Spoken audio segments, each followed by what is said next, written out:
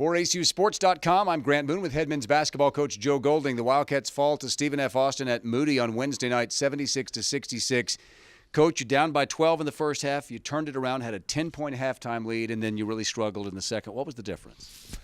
First of all, I think I give them credit. I thought they came out of the second half and they attacked us, and they made some toughness deals. They obviously beat us up on the glass.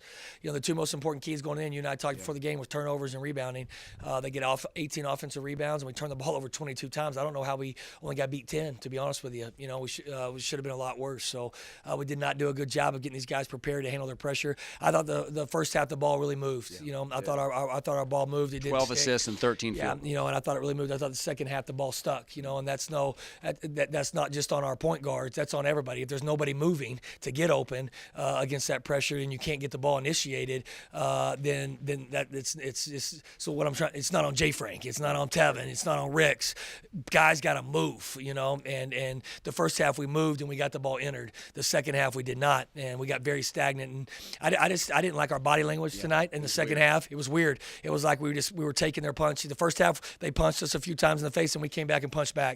The second half we just took punches, and it was like our offense was dictating our defense and our defense was dictating our offense, and we couldn't get a rebound, and we just didn't have guys step up and go make plays. And that's the first time this year I've seen bad body language in our group. And I told them after the game that's unacceptable. We're not going to have that, and we got to get that fixed. 12 turnovers in the second half for your team. They're number one in the nation. We talked about that before the game. They're number one in the nation in forcing turnovers. There were some that were unforced, though, weren't there? By your team? Yeah, I have to go back and watch tape, but absolutely. I think it was just trying to do too much. But again, I don't think it was just on our guard. I think it was because we couldn't get the ball entered at times, and then obviously we didn't do a good job. Jelani plays 32 minutes. He's got to have more touches and shots. And when you're getting pressured like that, it's hard to run some stuff. And when you're not making hard cuts and you're not getting into things, it's hard to get the ball inside.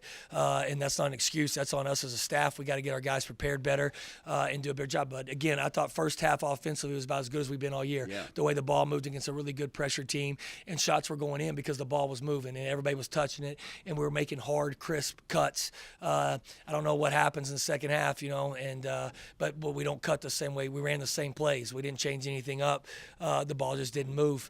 And I don't know if our defense dictated our offense. I don't know if our offense dictated our defense, but it's unacceptable. The thing I'm most disappointed with was just the fight in the second half and the bad body language of our guys. So you're in the midst of a 4 out of 5 game swing on the road. This was your home game. You won the first 2 road games. You go to Central Arkansas Saturday. They won by nearly 25 on the road at New Orleans tonight.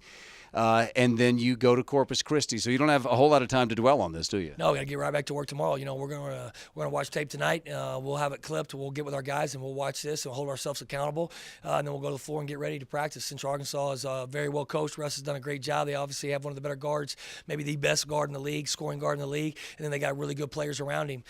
So they're one of the best offensive teams in our league. It's a really tough guard. We got to get down and get ready for it. This is a crazy league, wild swings from game to game. You'd be surprised, wouldn't you, if you didn't see a really good effort from your team Saturday? Yeah, we'll be ready to play. There's no question. We'll have our guys ready to play, and I expect us to go out and play really well at Central Arkansas, And I know Central Arkansas, they'll be ready to play too. ACU at Central Arkansas on Saturday. Women's game tips at 1, the men's game to follow. We'll have the broadcast on ACUsports.com.